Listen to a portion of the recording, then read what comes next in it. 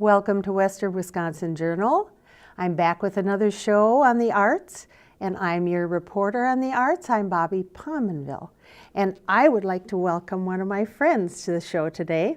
Diana Swanson is here. Welcome very, very, very heartily to you. Thank you very much, Bob. It's fun to be here. It is, and you know, years ago, we were on the council at the FIPS, and we were both volunteering there, and you are acting there and doing so much behind the scenes. I know that. And I've been on the music council, and I think it's really a good fit for us to have a conversation. I'm looking forward to it. I am too. So here's the exciting news. You have written your first novel, I believe. That's correct. And I want to talk to you about it today. But let's start with kind of how you got to this point. So will you tell us a little bit about your background? Okay.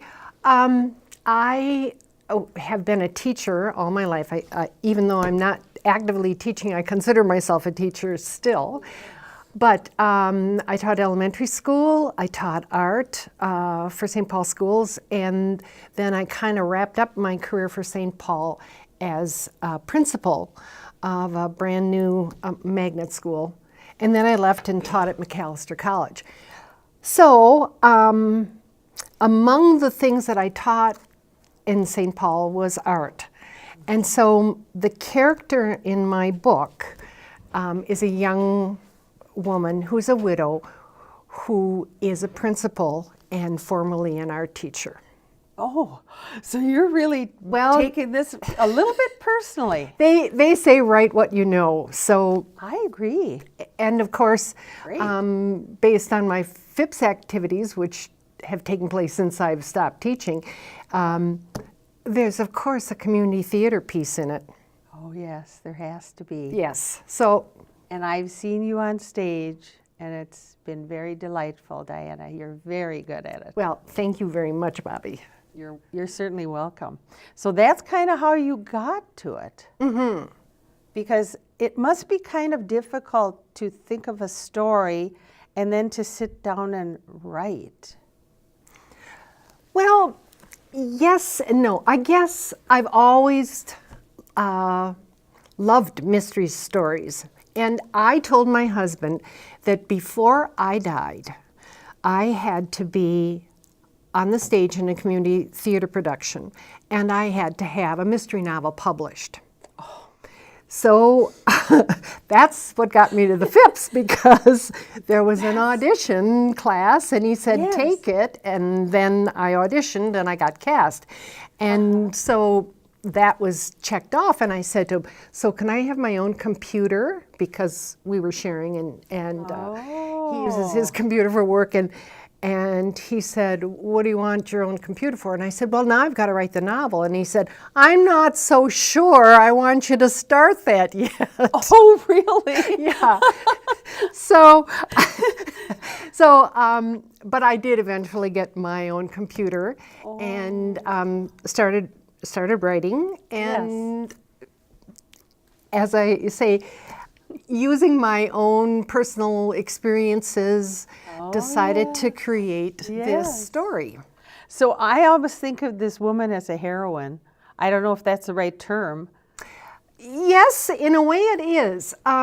She starts out the book relatively unsure of herself. She's a new widow, well, 3 years, but has just finished her training for being a principal, and decides she wants to start a new life, and finds out there's an opening in a small town in Minnesota, since I come from across the river. Yeah, that's okay, you can say that. Anyway, and so she applies for this job and gets it like that. And so suddenly, here she is. She's got this job. She finds the perfect little house on a lake, her little cottage on the lake, which is on the cover of the book. And we will be showing that picture. Anyway, and which she can buy because she has a settlement from her husband's death. And so she embraces small town life, Yes. only to find out it's not the haven it appears to be. The superintendent is a little too friendly, so she doesn't quite know how to deal with that. This is her first job. She doesn't want to antagonize him.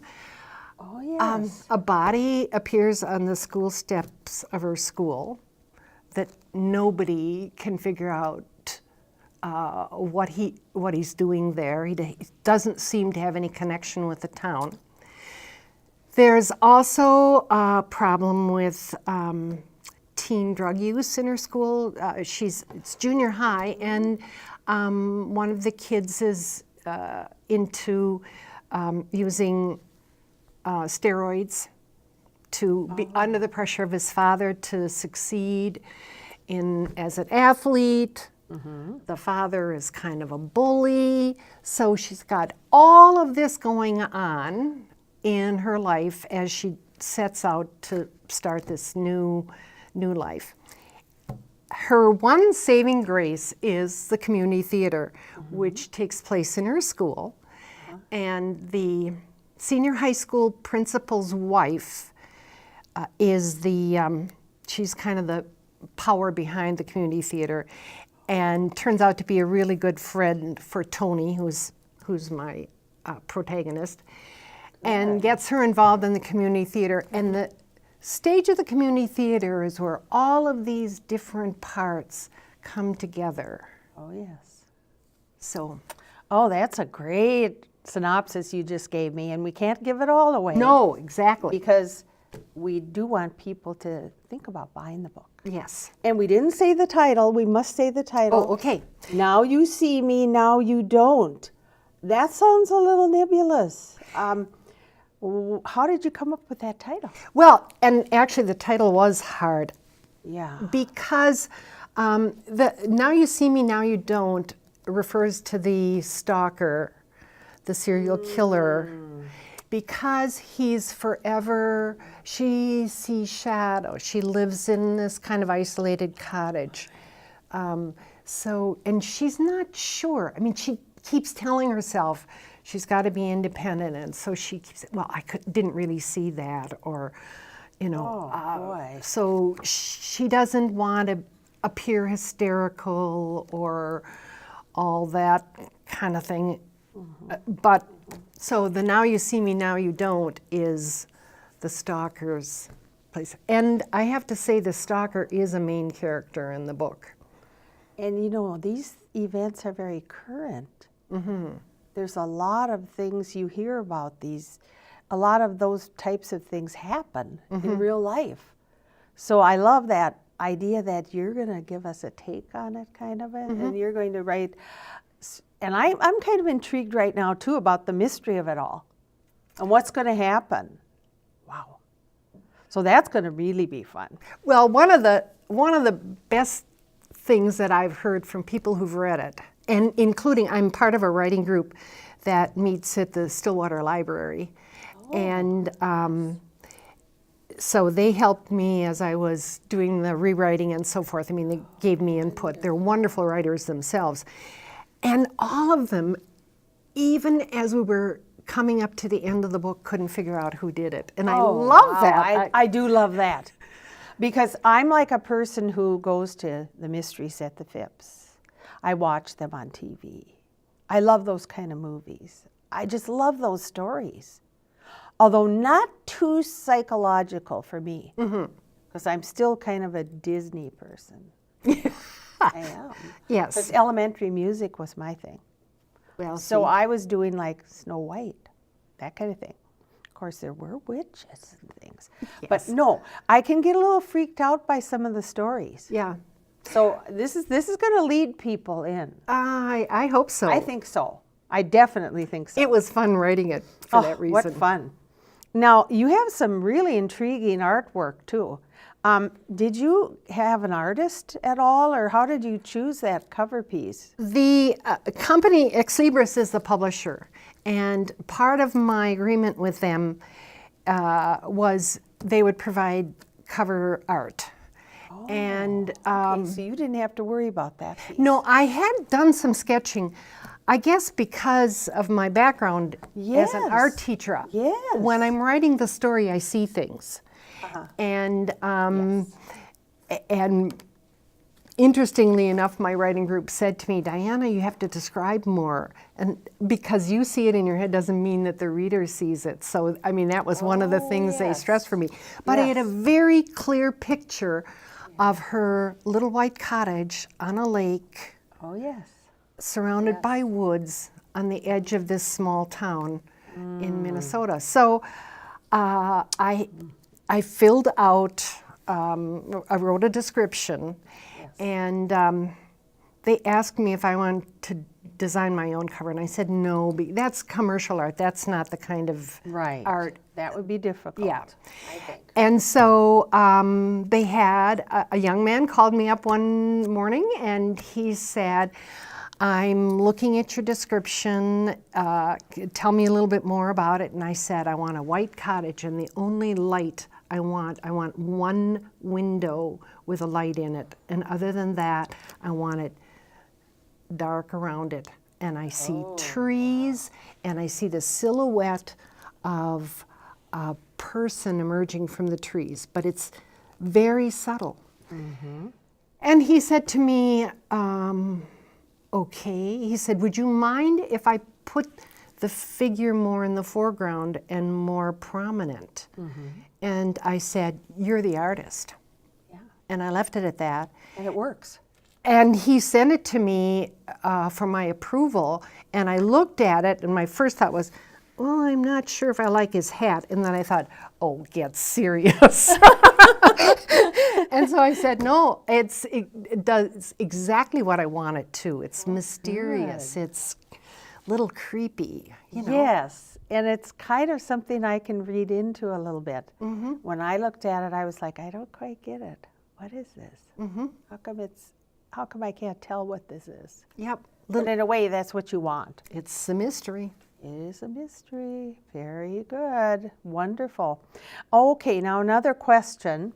How difficult was it to get that book published? Well, today's publishing world is so different. And somebody said to me, are you going to get an agent? And I thought about that. And well, I'm going to back up just a little bit, because remember that statement I said about I'm going to have a mystery published before I die? Yes. Well, about 3/4 of the way through the book, I came to a complete mental stop. Oh my. I couldn't write a word. I was just, and prior to that, things had really flowed along, and I didn't exactly know what to do about it. So I was just doing some stream of consciousness free writing to kind of warm up one day, and as I was writing, it came out, you've been in 7 plays, you can write 7 novels. And it hit me that the mental block was psychologically, if I write and publish this, I'll die, because of that statement. So when I saw this, the minute I read that, it was like opening my eyes, and the words flowed again, and I went right to the end from there. Good. So the same thing began to happen to me with publishing it. I found myself putting it off, and, oh, agent, oh, should I take a class at the loft? Oh, should I? And the book was done. Yes. And I thought to myself, wait a minute, I recognize what this is all about. So I thought, nope. I went on the computer, I think it was Saturday night, about 8 o'clock at night or something like that. Went on the computer and I said, publishers, book publishers, and one website that came up was, are you looking for a publisher? So yes.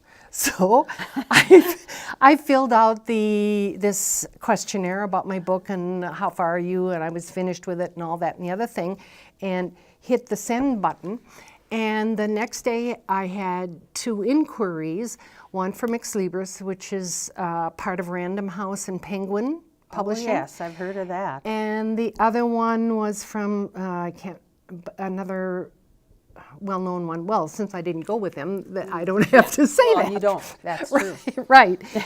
And Ex Libris is kind of a cross between self-publishing and publishing. Okay? And it's one way that the publishing market has to deal with all of the e-publishing and the self-publishing things that go. So I entered into a contract with them in which I had written the book, but they gave me editorial support, the book cover, the control over the, the kind of print I wanted, the layout I wanted on it.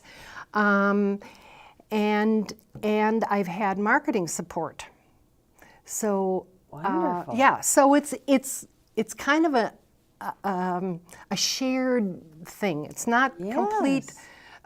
They control the printing and publishing of the book. So, for example, Chapter 2, I've talked to the Chapter 2 bookstore here in Hudson, and they will order the books from Ex Libris.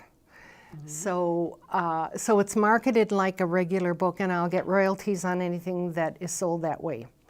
So it really turned out not to be a problem, even though it's kind of a combination of the traditional way and the non-traditional way. So I think that's a great support. yeah, it is. I mean, I would feel really good if I had somebody in my corner like that. Yes. And to help you with the things you need help with, because I wouldn't know how to market and publish a book. Right.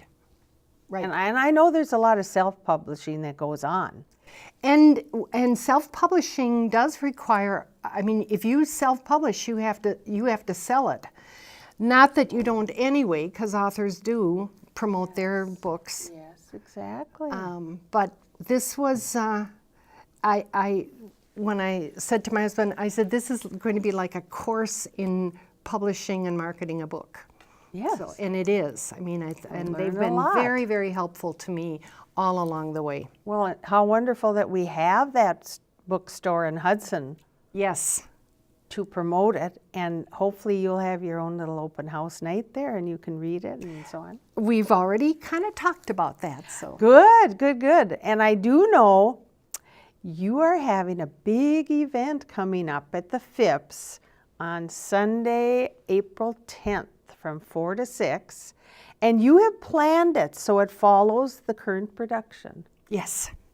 which is wonderful. Oh, well, in the first place, it's mutually beneficial. The current production Glorious is hysterical. Really? It is wonderful. It is perfectly cast. It's a new director that we haven't worked with, but he is brilliant. I've been working backstage. I laugh every night that I'm backstage. It is so funny. Barbara Gallardi, who's a local Hudson, Oh my, yes, She I is- do know her. perfectly cast as the worst singer in the world. Oh, I've heard about that. And it is, Yes. it's just a hoot. So, How funny. I That's going to be so entertaining. it is. And so, John Potter, very nicely, when he found out I had written this book, offered me the opportunity to do something at the Phipps. And I thought, what a great place to do the launching of the book, which is like the coming out party of the book, Oh, yes. and have it benefit the Phipps by bringing people in. Yes. A share of the profits will be given to the Phipps That is because very I believe kind in them. of you. No, Very kind. That is such a wonderful place, and anything Well, it is. any of us can Yes. do to support it is wonderful. And I can benefit from people who are at the play who may want to come and do the Yes. book. So Yes. that's So that's a great way to get an audience. perfect timing. Mhm. I've never heard of them doing that before. Well, it's just that everything fell in place and the right time, right place, and so here we are. So at the event from 4 to 6, what will happen? There'll be refreshments, of course. That's good. And I'll do book signings. So there will be books for sale. The FIPS is handling the sale of the books. And then I'll do a reading, and it'll be an opportunity for me to recognize some of the people who were really influential and helpful in creating this book. So That's really good. it should be a fun Great plan. time. I'm hoping to be there. Oh, good. too. I know you'll enjoy it. That's just a great way to do it, and I just love to go to the FIPS anyway. So, well, now you said you would be kind enough to do a reading for us today. I'd love to. Should we go ahead with that now? Yes. I think, it's always hard to figure out, but I think to what do. I will do instead of, I have one very dramatic piece that's toward the end, but I think I'll save that for the book launch. Okay, 'Cause the okay. public's welcome. I mean, this is. Oh, I know. I totally think, I believe I saw it in the paper. Yes, good. Yes, it's been advertised. So I think what I'll do is give you just a little taste of the beginning of the book that'll kind of help you see the setting and get to know at least Tony and the stalker. Okay, Okay, thank so you. this is from chapter 1. Thank you.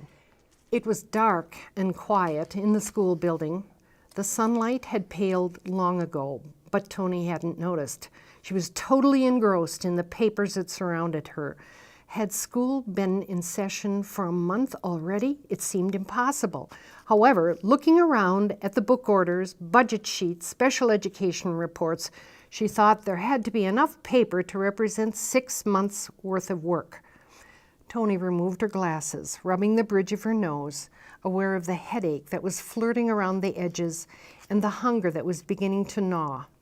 She sighed and looked at the pile of computer printouts that littered her desk, highlit in the pool of light from her desk lamp. She reached up, leaned back in her chair, stretching her aching shoulders, and gasped. In the shadowed doorway, Bill, the custodian, stood, looking at her, grinning. His face was highlighted in such a way that his head seemed to be floating in the darkened hallway.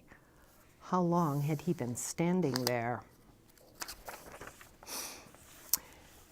She arrived home, happy that she had put a light on a timer in the window. The warm glow welcomed her.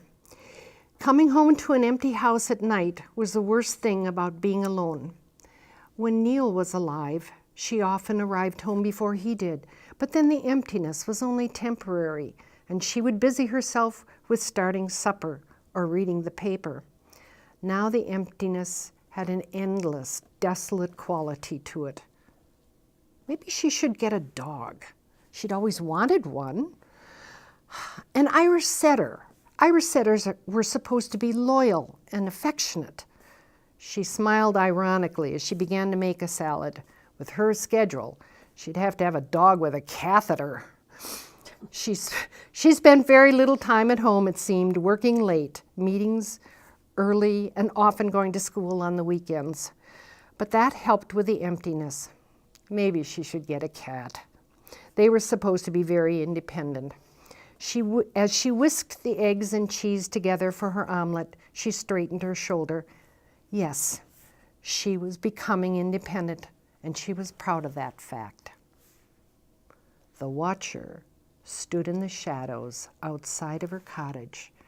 She had been working late again this Friday. It was happening more often now as the school year was underway. He shivered in the cool October air, noting once again her perfection. Was he becoming obsessed with her? He didn't think so. And yet he was reluctant to give up watching her. She'd worked late for the last 5 Fridays. She didn't seem to have any plans after she got home, no one coming over. No, just watching her didn't mean he was obsessed with her. He just wanted to make sure she was safe. He remembered the first time he saw her. He was struck by her vulnerability. He would protect her. He would give her what she needed. She only needed to get to know him, trust him, realize that she was perfect for him. Oh my, that's very intense. So that gives you a taste. You gave me a very good picture of that. And it affected me a little bit in that I got a chill. Oh, well, that's good. At one point, I just felt like, because I'm really into those kind of things, and the mysteries and that. Very well written. Thank you. And so descriptive. I could just see her Good. in her cottage. Good. And I could just imagine how she would be working a lot to fill up the hours, but also because there's a need as a teacher to do that. Mm-hmm. So yeah, I'm tapped in. Good. Wow, I'm going to have to find out more about this. Good. So anyway, thank you so much. You're such a good reader. Oh, thank you. That was so expressive. And I just have one other question, I guess, unless you have some other points. I was wondering how people can find out about you and your book. There is a website. Yes. Thanks to the publishers. Yes. And it is very simple. It's www.DianaSwansonAuthor, like it's one word, DianaSwansonAuthor.com. Mm-hmm. And on that, there is a trailer that they made for publicity that's kind of pulls you into, if nothing else has. I think I was there because I think I went there and you did have a little synopsis too. Mm-hmm. Yeah, it has biography and Yes. and a few other things. So Oh, how perfect. Well, I'm certainly interested to know what happens. well, you'll have to get the book, Bobby. I thought you were going to say that. Well, now, have we forgotten anything you wanted to share? Because I just really have enjoyed this interview with I you. have too. You know, the best is talking to a friend about something you love, and we both love the Phipps. Yes. We love have reading. a lot in common. That's right. A lot. And I just feel so comfortable with you, but also that you've taken this new step. I admire that a lot. Well, it So good for seems to you. be where my creativity is flowing these days, and and I've been doing some playwriting. As a matter of fact, Oh, yes. Tell us about that. yeah. Well, I've been rewriting the Christmas story every year for our church for the children's program. Oh, that's great. And every year from a different viewpoint. And the pastor said to me, you know, everybody writes an Easter drama. I'd like a drama after Easter. Can you write one? And I said, with the help of God, so to speak. I mean, right. So I have written a play that takes place starting after the crucifixion up through the ascension of Christ. Oh. That is going to be put on by our church. It'll be Yes. on May 1st, and we've just started rehearsing, and Oh. it's fun. It's a really different direction for me to go. Sounds wonderful. Yep. Can you tell us the name of the church? The church is Cross Lutheran Church of Maplewood, Oh. and the name of the play is Beyond the Cross. So it's right in our neighborhood pretty much. I would really enjoy that too. Well, It's I'll another send you the area of information. mine that I Yes, I know. really enjoy singing in the choirs, and a lot of it is religious. Yes. that I do. So thank you for sharing that too. All right. Well, thank you for asking. All right, so I just truly enjoy this, and keep in touch with me, will you? Of course. Because I'd like to hear, how it goes and everything. And I think it's, wow, you've got a success on your hands. I just know you do. Well, thank you. I hope so. Good luck to you. Thanks. The next book is already getting started. Oh, really? Yeah. Oh, great. I love that. So, Well, my friends said to me, so what happens with, and I want to know, and do they? So you're I going had to to be do doing it. it, aren't you? You're hooked now. I am. Wonderful. Well, thanks again for coming today. And I do want to thank our audience for listening. I hope you've enjoyed this, and we'll pursue some reading in books and literature. And I don't know if you're like me, you probably do enjoy mysteries as well. But thank you again for watching today.